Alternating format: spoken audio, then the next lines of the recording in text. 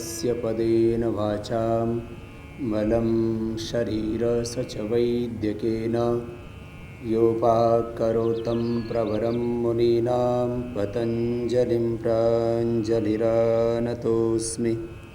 ॐ शान्ति शान्ति शान्तिः। जितनी पुरानी ये सृष्टि है उतनी ही पुरानी योग की संस्कृति है। मैं 9 साल की उम्र से योग करता हूँ। भगवान की कृपा से लगभग 20 करोड़ लोगों को प्रत्यक्ष रूप से और सैकड़ों करोड़ लोगों को टीवी और दूसरे माध्यमों से योग सिखाने का भगवान ने मुझे निमित्त बनाया।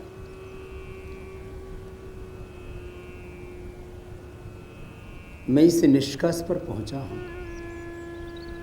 कि व्याधियों को मिटाने से लेकर के और समाधि की प्राप्ति तक योग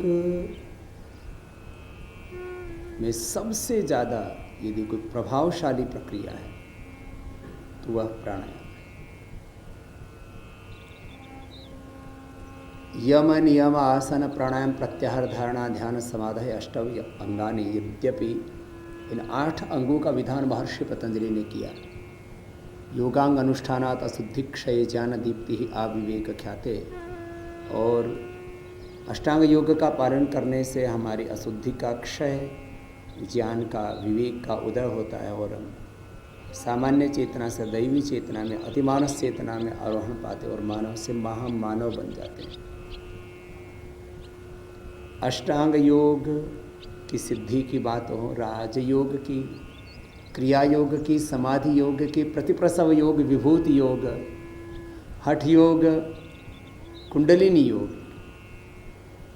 ज्ञान योग, कर्म योग, भक्ति योग, योग विद्या की सिद्धि इस प्राण विद्या से होती है। यह प्राण विद्या ही ब्रह्म विद्या है, यही अध्यात्म विद्या है, पराविद्या है। और योग के सारे द्वार प्राणायाम से ही खुलते हैं। मैंने स्वयं सामान्य आसनों से लेकर के कठिन आसनों का अभ्यास किया है और आज भी करता हूँ, लेकिन फिर भी मैं आपसे कह रहा हूँ, यदि योग से होने वाले बेनिफिट्स की बात की जाए तो 99% जो बेनिफिट्स हैं वो मूलतः प्राणायाम से होते हैं। बीपी क्योर करने का प्रश्न हो, हार्ट के ब्लॉकेज को दूर करने की बात हो, हेपेटाइटिस क्योर करने की बात हो, अर्थराइटिस, थायराइड को मिटाने की बात हो, ये सारे रोग योग से मिटते हैं और योग में प्राणायाम से मिटते हैं। और प्राणायाम में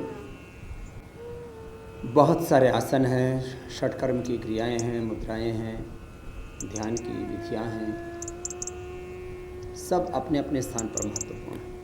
कहता हूँ एक विवेकपूर्ण महत्व योग की सभी विधाओं को देना चाहिए और उनमें सर्वोच्च महत्व की कोई विद्या है, विधा है तो वह प्राणायाम, प्राण विद्या। इसी प्राण को ही ब्रह्म कहा है। रोगियों के लिए प्राण औषध है, योगियों के लिए प्राण ब्रह्म है। और भौतिक सफलता की दृष्टि से कहा जाए तो ये प्राण अभ्युदय है, और आध्यात्मिक दृष्टि से कहा जाए तो प्राण निःश्रेयस है। माने समृद्धि से लेकर के समाधि की प्राप्ति तक आपको योग लेकर के जाता है, उसमें प्राणायाम मुख्य है। प्राणायाम में हम 8 प्रकार की क्रियाएं मूल रूप से करवाते हैं। तो प्राणायाम का पैकेज आपको हम आज बताते हैं। सबसे पहले सिद्धासन, सुखासन या पद्मासन, किसी भी एक आसन में सीधे बैठ जाते हैं। ये 5 उंगलियां ब्रह्मांड के 5 तत्वों का प्रतिनिधित्व करती हैं। अंगूठा अग्नि का, तर्जनी वायु का, मध्यमा आकाश का, अनामिका पृथ्वी का, सबसे छोटे उंगली जड़ तत्व का प्रतिनिधित्व करती है। पहले उंगली और अंगुष्ठ के अग्रभाग को यूँ मिलाने से ध्यान मुद्रा, फिर ये पहले अंगुष्ठ के मूल में लगा देते हैं तो ये वायु मुद्रा, ये शून्य मुद्रा फिर ये पृथ्वी मुद्रा, वरुण मुद्रा, शक्ति और अपान मुद्राएं हाथों को भिन्न भिन्न प्रकार से मिला देने से बनती हैं। इनके अलग अलग लाभ हैं। ध्यान मुद्रा ध्यान के लिए विशेष उपयोगी है, और ये प्राण मुद्रा प्राणायाम के लिए और अर्थराइटिस आदि के लिए विशेष उपयोगी है। तो ध्यान मुद्रा या प्राण मुद्रा विशेष उपयोगी है प्राणायाम के लिए, सीधे बैठ करके। और भस्त्रिका से शुरू करते हैं। भस्त्रिका, कपालभाति, बाह्य प्राणायाम, उज्जाई, अनुलोम विलोम, भ्रामरी, उद्गीत, और थोड़ी देर श्वासों पर ध्यान योग का अभ्यास। इस तरह से ये 8 अभ्यास हैं इस प्राणायाम के, प्राण विद्या के। भस्त्रिका उसमें सबसे पहला अभ्यास है। इस सीक्वेंस के पीछे भी बहुत साइंटिफिक रीजन है। भस्त्रिका से हम शक्तियों का अर्जन करते हैं। कपालभाति से विकारों का विसर्जन और अपनी कुंडलिनी शक्ति का, प्राण शक्ति का जागरण करते हैं। बाह्य प्राणायाम से उस प्राण शक्ति का ऊर्ध्व आरोहण करते हैं। उज्जाई प्राणायाम से विशुद्धि चक्र का विशेष प्रकार से शोधन करते हैं। और भस्त्रिका, कपालभाति, बाह्य प्राणायाम, उज्जाई प्राणायाम से जो चक्रों की शक्ति का जागरण हुआ, उससे सारी नसनाड़ियों का, शरीर का, चित्त का शोधन करते हुए हम अपनी आत्मचेतना में आरोहण पाते हैं। उसके लिए अनुलोम विलोम, और फिर अपने अधिष्ठान में जहाँ पूर्ण नीरवता है, पूर्ण मौन है, अपनी उस निजता में, आत्मस्वरूप में, आत्मचेतना में, अपने अधिष्ठान में जहाँ ज्ञान की, प्रेम की, सब प्रकार के ऐश्वर्य की संपूर्ण दिव्यता है, अपनी उस पूर्णता में समाहित हो जाते हैं भ्रामरी उद्गीत करते हुए। और फिर प्राणों के साथ ओंकार का ध्यान करते हुए समष्टि के साथ एकाकार हो जाते हैं। इस पूरे ब्रह्मांड में जो एक ब्रह्म तत्व है उसके साथ एकाकार हो जाते हैं। तो ये प्राण विद्या बहुत ऊंची है। भस्त्रिका प्राणायाम करते हैं प्रथम।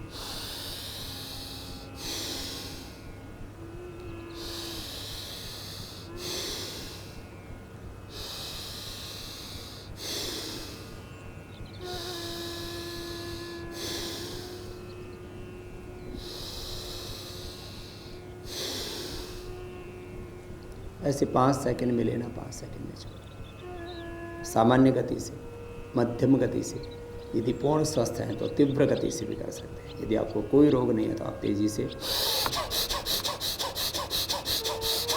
ऐसे भी कर सकते हैं, लेकिन शर्त है आपको पूर्ण निरोगी होना जरूरी है। उच्च रक्तचाप, हृदय रोग, हर्निया, कमर में दर्द, कमजोरी, कोई व्याधि विशेष है शरीर में तो बिल्कुल नहीं करना तेज़ी से। भस्त्रिका, कपालभाति, अनुलोम विलोम, ये सारे प्राणायाम तीव्रतापूर्वक भी कर सकते हैं जो यंगस्टर्स हैं। जैसे कपालभाति वैसे तेज़ी से कर सकते हैं।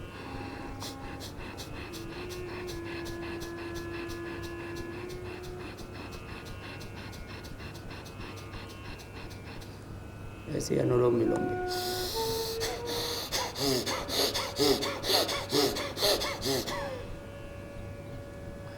इससे हम एकदम शून्य में चले जाते हैं, पूर्ण मौन में चले जाते हैं, अपने स्वरूप में, अपने अधिष्ठान में, अपने मूल चेतना में, अपनी मूल प्रकृति में, मूल स्वभाव में अवस्थित हो जाते हैं। योग चित्त वृत्ति निरोध तदा दृष्टु स्वरूप अवस्था।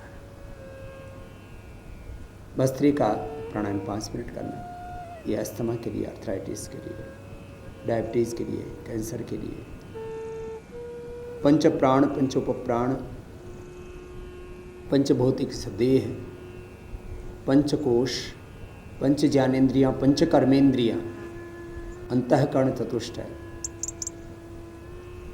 और पूरे अस्तित्व को ऊर्जा देने के लिए, शक्तियों के अर्जन के लिए चारों ओर से इस ब्रह्मांड में जो दिव्य शक्तियाँ हैं उनका हम आधान करते हैं भस्त्रिका के द्वारा। ऑक्सीजन का इंटेक तो एक इसका पहलू है भस्त्रिका का। यानी भस्त्रिका प्राणायाम के द्वारा समष्टिगत दिव्य शक्तियों के साथ एकाकार होना, ये इसका बड़ा लाभ है। और अपनी प्राणिक ऊर्जा को बढ़ाना। कि भस्त्रिका प्राणायाम ऐसे 5 मिनट करना। कपालभाति प्राणायाम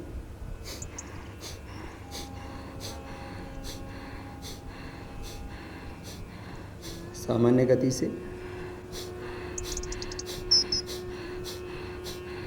मध्यम गति से अथवा तीव्र गति से।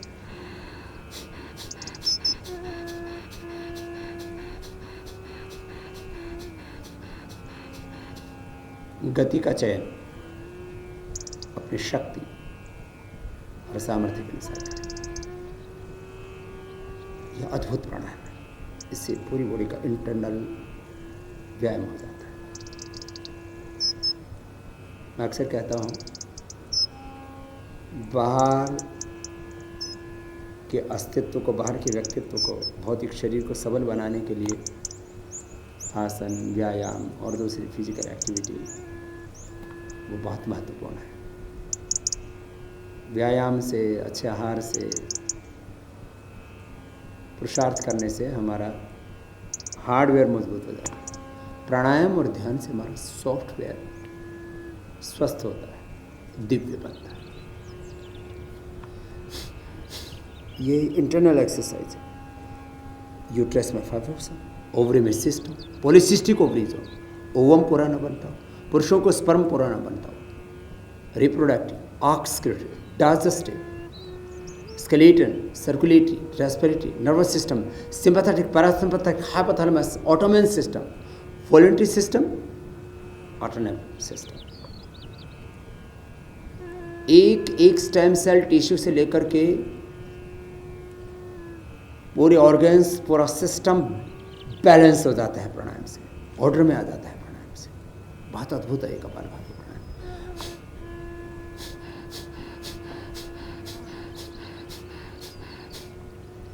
मैंने कपालभाति प्राणायाम का लाभ देखा है। हजारों, लाखों, करोड़ों लोगों की जिंदगी बदल गई, जीवन बदल गया, दृष्टि बदल गई, दृष्टिकोण बदल गए।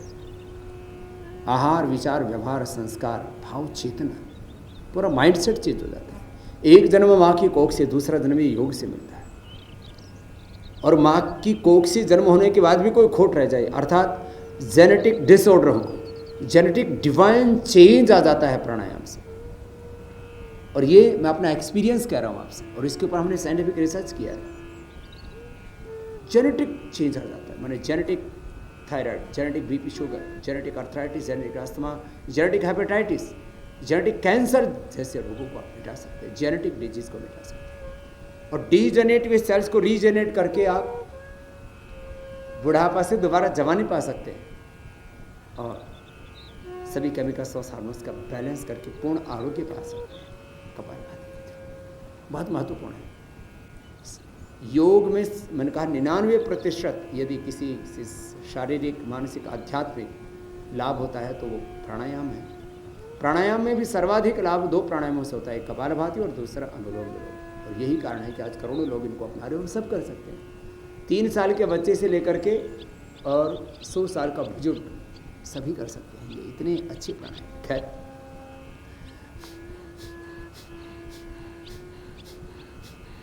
ये करना है।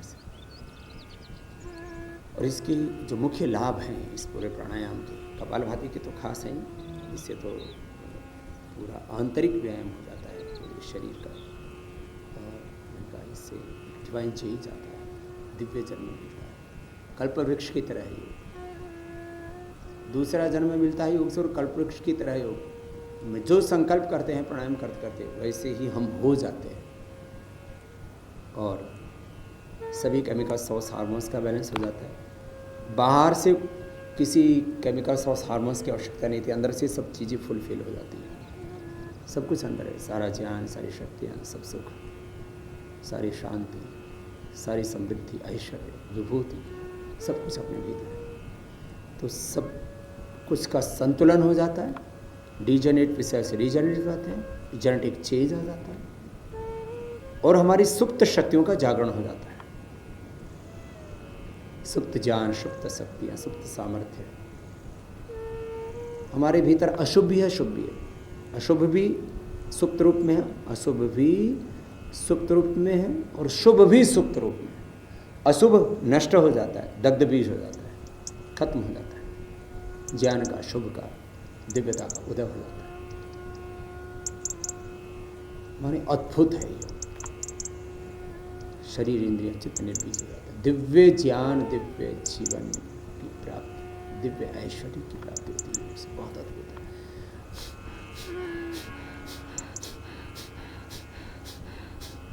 जिन लोगों को आधुनिक औषधियों से, यानी एलोपैथी की मेडिसिन से जिनको हम कंट्रोल कर पाते थे, उन बीमारियों को हमने क्योर किया।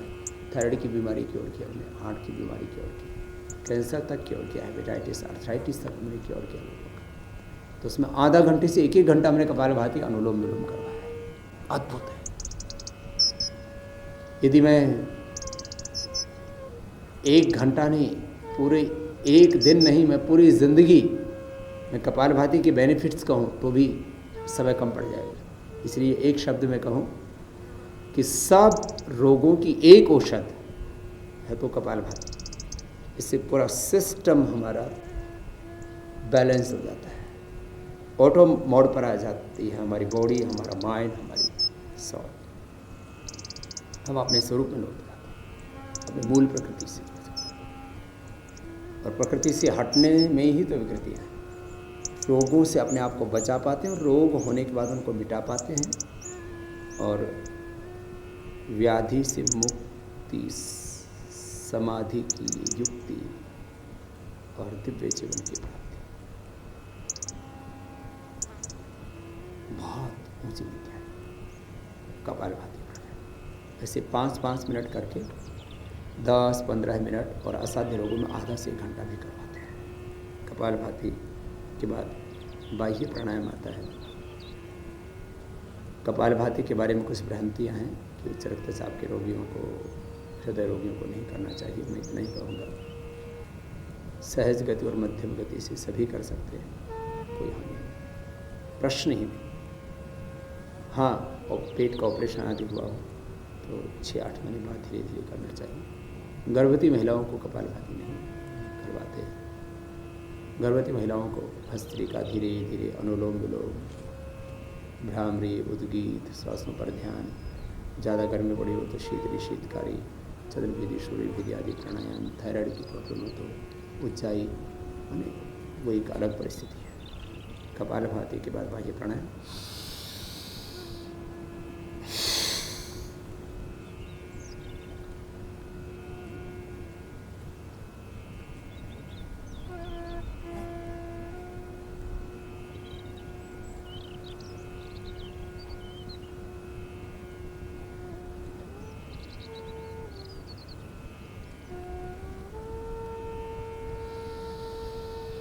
तीन बंद के साथ ये प्राणायाम होता है।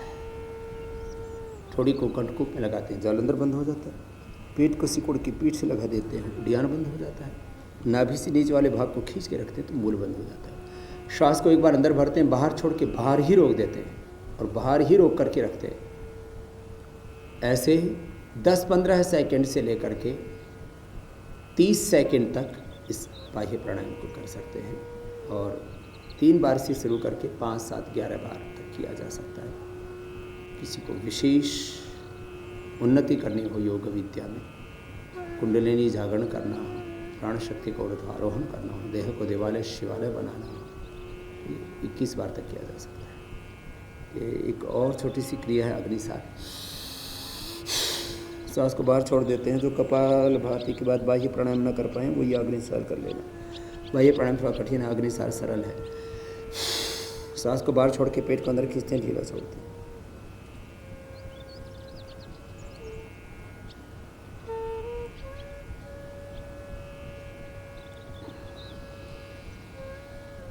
और अभ्यास होने के बाद आप नौली क्रिया भी कर सकते हैं।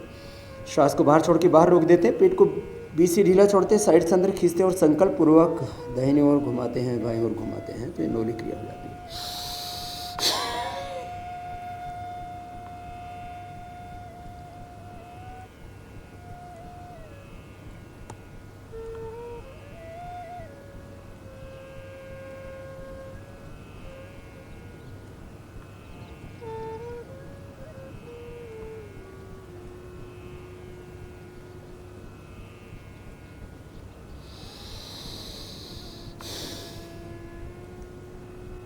उज्जाई प्राणायाम में भी 3, 5, 7, 11 बार तक किया जा सकता है। गले, थायराइड के लिए, समर्जिंग स्लीप एपनिया के लिए, टॉन्सिल के लिए, थ्रॉट इन्फेक्शन के लिए बहुत अच्छा है। गले को टाइट करके श्वास को अंदर भरते हैं, थोड़ी देर यथाशक्ति अंदर रोक करके दाएं नाक को बंद करके बाएं से बाहर छोड़ देते हैं।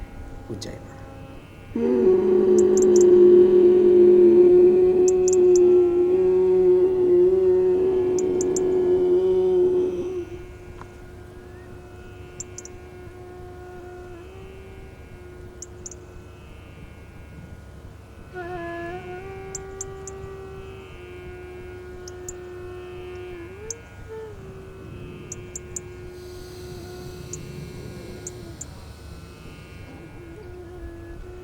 ऐसे 3 से लेके 5, 7, 11 बार तक करना चाहिए।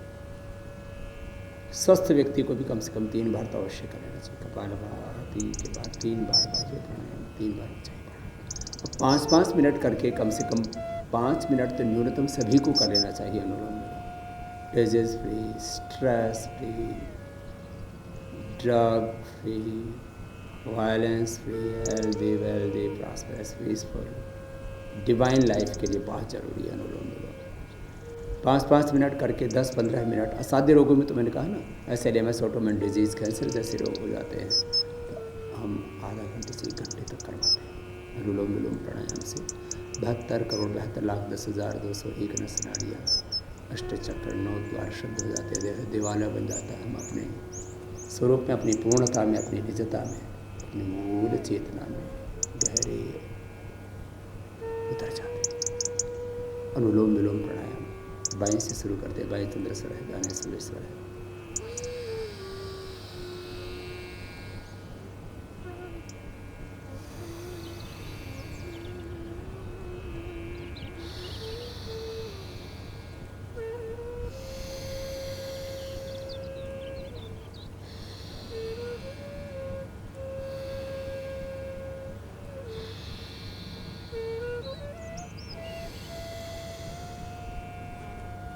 ऐसे ऑल्टरनेटिवली ब्रीदिंग करते रहना। जब थक जाए तब रुक जाए, 5 मिनट के बाद 1 मिनट रुक सकते हैं, और अभ्यास के बाद फिर लगातार कर सकते हैं। अनुलोम विलोम के बाद भ्रामरी 3, 5, 7, 11 बार तक कर सकते हैं। फिर उद्गीत प्राणायाम, आज्य चक्र में मन को टिकाते हैं। सारे प्राणायाम आप ओमकार के ध्यान के साथ कीजिए। ओम का ध्यान करने से रोग तो मिटते ही, भवरोग अर्थात संसार के सारे दुखों से हम मुक्त हो जाते हैं, सारी विवेकपूर्ण कामनाओं से मुक्त हो जाते हैं और अपने से जुड़ जाते हैं। जहाँ पूर्ण निरवता है, पूर्ण मौन है, जहाँ हम स्वयं हैं, और जो स्वयं से जुड़ जाता है वो फिर पूरी समष्टि में जो भी करता है वो निर्लिप्त होकर के करता है। किसी भी प्रकार का उसके जीवन में अज्ञान, अहंकार और कोई दुख शेष नहीं रहता। तो आज्य चक्र में मन को टिकाते, भ्रामरी और उद्गीत आपको कराते हैं।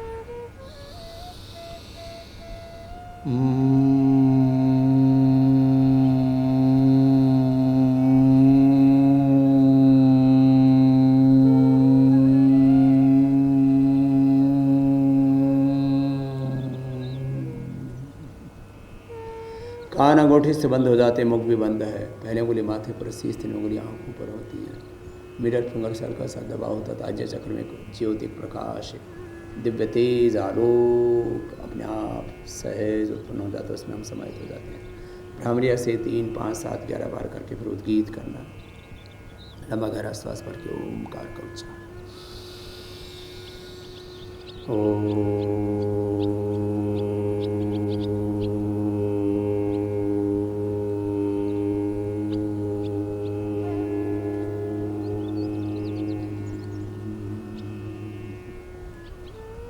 ऐसे लंबा गहरा सांस भर के ओम का नाद करना।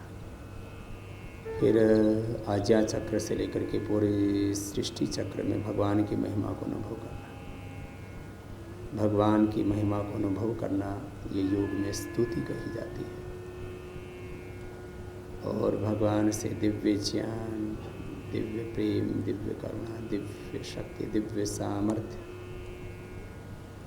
की याचना करना। अपनी अकिंचनता को अनुभव करना कि सब कुछ का आधार भगवान ही है, इसको प्रार्थना कहा जाता है। और प्रभु के साथ फिर एकाकार हो जाना, इसको उपासना कहते हैं। स्तुति, प्रार्थना, उपासना पूर्वक योग करना, ध्यान करना। इस सारी सृष्टि को बनाने वाला भगवान, जिन तत्वों से बनाता है वो प्रकृति, और जिसके लिए बनाता है वो हम सब आत्माएं हैं। प्रकृति भगवान ही की रचना है, भगवान ही की महिमा है, भगवान ही का मूर्त, प्रत्यक्ष, व्यक्त, सगुण, साकार रूप, दृश्य रूप। इस संपूर्ण दृश्य के पीछे अदृश्य परमात्मा है, और सारी सृष्टि को उसने पूर्णता प्रदान की। हम सब आत्माओं को भी सब प्रकार के ज्ञान की, सब प्रकार के प्रेम करुणा वात्सल्य की, सब प्रकार के सुख की, ऐश्वर्य की पूर्णता प्रदान की है। तो अपनी पूर्णता में जीना, यही ध्यान है, यही योग है। श्वासों के साथ अपनी पूर्णता को अनुभव करना और सदा प्रसन्न रहना अपनी निजता में, पूर्ण मौन में, पूर्ण निरवता में, अपने स्वरूप में, अपने अधिष्ठान में, अपनी पूर्णता में ऐसे पूर्ण काम होकर के रहना, ये योग है। ऐसे 1-2 मिनट से लेकर आप 5 मिनट तक ध्यान करना और धीरे धीरे इस ध्यान के अभ्यास को बढ़ाना। जैसे अपनी पूर्णता में रहते हैं और जगत की परस्परता की पूरकता में जो प्रयास करते हैं, योगी हैं, वे कर्म योगी हैं, वही संसार के श्रेष्ठ मानव है। तो हमें योग से अपने भीतर पूर्णता अनुभव करते हुए परस्परता में पूरकता हेतु विश्व बंधुत्व, सह अस्तित्व और एकत्व के मार्ग पर चलते हुए एक ही सच्चिदानंद भगवान के हम सब संतानें और वही परमात्मा सबको बनाने वाला, सबके भीतर समाने वाला और सबको अंत में अपने भीतर समा लेने वाला है। तो ऐसे योग के इन सार्वभौमिक वैज्ञानिक और पंथ निरपेक्ष सिद्धांतों पर चलते हुए विश्व बंधुत्व, सह अस्तित्व और एकत्व के मार्ग पर चलते हुए हम सब मिलजुल करके रहें, यही योग है। योग माने जोड़ना, योग माने अदृश्य जो दिव्य सत्ता उसके साथ जुड़ जाना। तो योग करेंगे तो हमारा बाह्य जीवन भी और हमारा आंतरिक जीवन भी बहुत उन्नत होगा, हम भी महान होंगे और इस दुनिया में सबको महान बनाने के लिए, सबको ऊंचा उठाने के लिए हम दिव्य पुरुषार्थ करेंगे। और अंततः सत्य तो यही है, ये जीवन का अंतिम सत्य है कि हम सब ईश्वर की संतान हैं और ईश्वर के अनुग्रह से, ईश्वर प्रदत्त ज्ञान, प्रेरणा और शक्ति सामर्थ्य से हम दिव्यता के साथ आगे बढ़ते जाएं। तो सुबह सुबह प्राणायाम अवश्य करें। आपने प्राणायाम भी कर लिया तो 99% योग का लाभ आपको मिल जाएगा। सुबह सुबह प्राणायाम करें, योग करें, दिन भर कर्म योग करते हुए बाहर और भीतर से खूब स्वस्थ, सुखी और समृद्ध बने।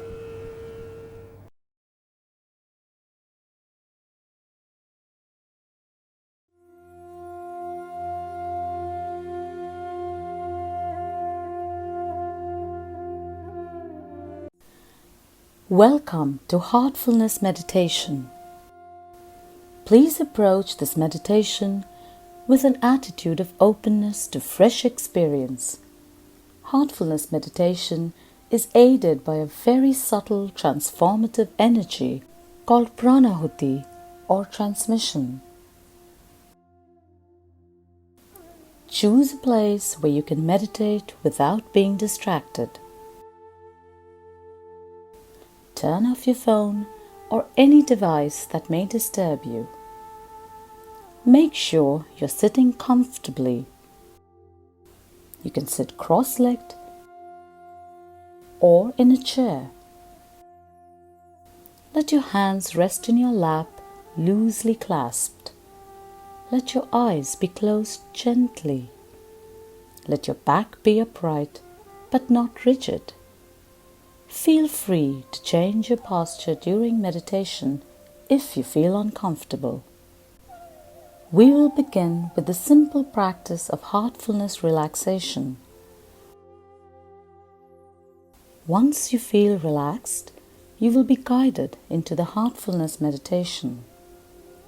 We will all meditate together in silence, so we may feel the peace that surfaces when we turn our attention inward and dive deep into our hearts. Through the heart, we find unity. Through the heart, we create a feeling of well-being. First, relax. Close your eyes very gently, very softly.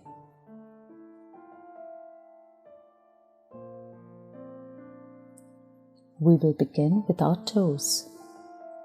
Move your toes. Relax them. Imagine the soothing, healing energy from the earth moving up into your feet, slowly relaxing them. Feel it relax your toes, the soles of your feet, your ankles. As this energy moves upwards, relax your calves, relax your knees. Feel it relax each and every muscle in your thighs deeply. Feel both your legs becoming totally relaxed.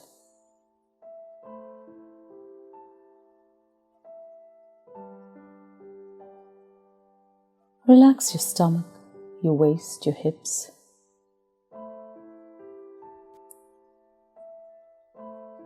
Let go of any tension or stress you may be holding there.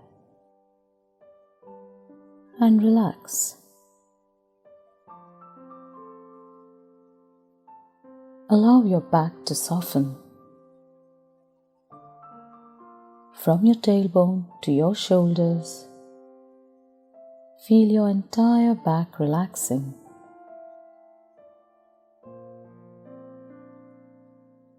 Relax your chest. Relax your shoulders.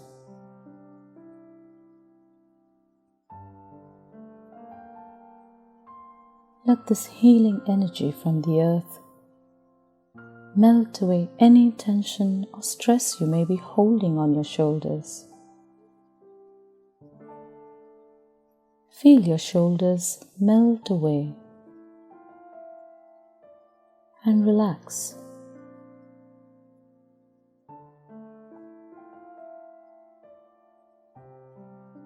As this energy moves down your arms, relax them.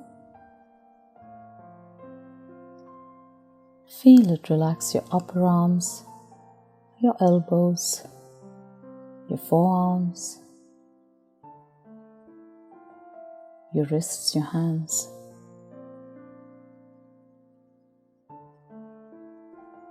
Let the energy flow out of your fingertips, leaving both your arms deeply relaxed.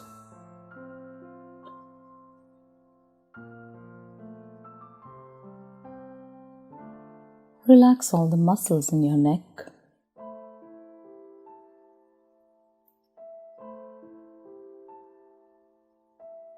Bring your awareness to your face and relax it. Feel the healing energy from the earth. Relax your jaws, your mouth, your lips. Feel your ears relax. Breathe normally. Relax your nose. Keep your eyes softly closed. Relax them.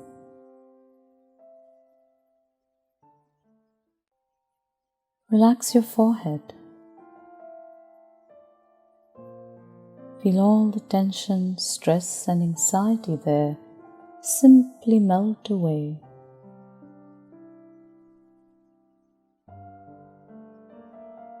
As this healing energy from the earth moves further upwards, relax your entire head all the way to the base of your skull.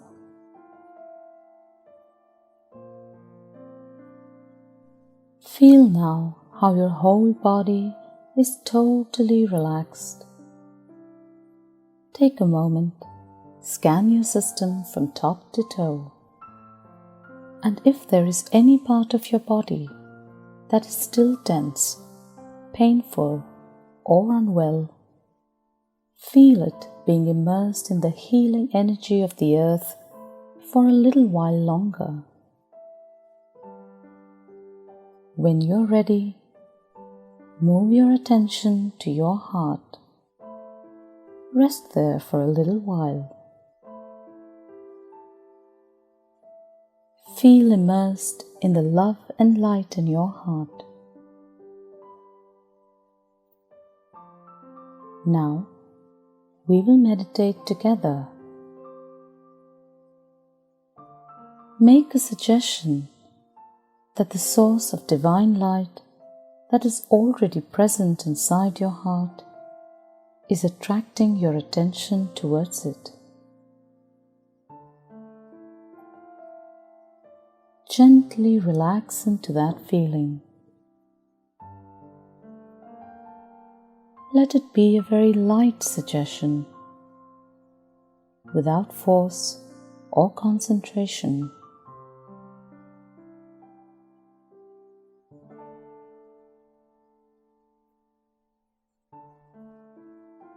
If you find your awareness drifting to other thoughts, do not fight them, but also do not entertain them.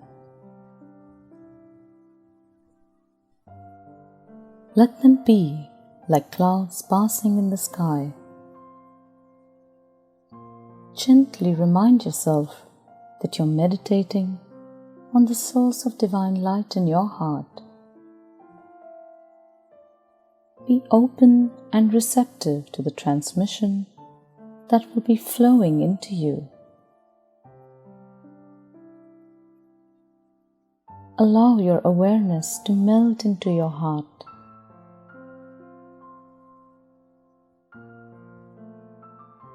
Remain absorbed within your heart until you hear the meditation has ended. Please start meditation.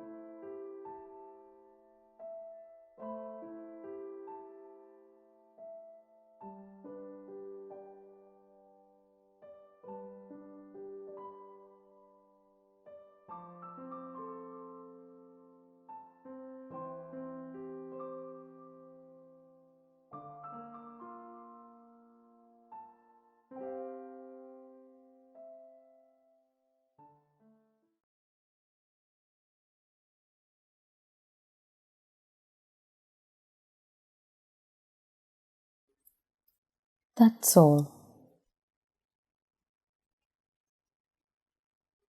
Keep your eyes closed for a little while longer and tune in to how you feel. Absorb all the peace that you have experienced. Now, imagine that this peace is expanding outward to everyone, uniting everything around you, and is encircling the world. When you open your eyes, take the time to enjoy the experience. You can write your experience in a journal. It will help you to develop awareness and observation. We thank you for expanding this feeling of peace, unity, and well-being around the world.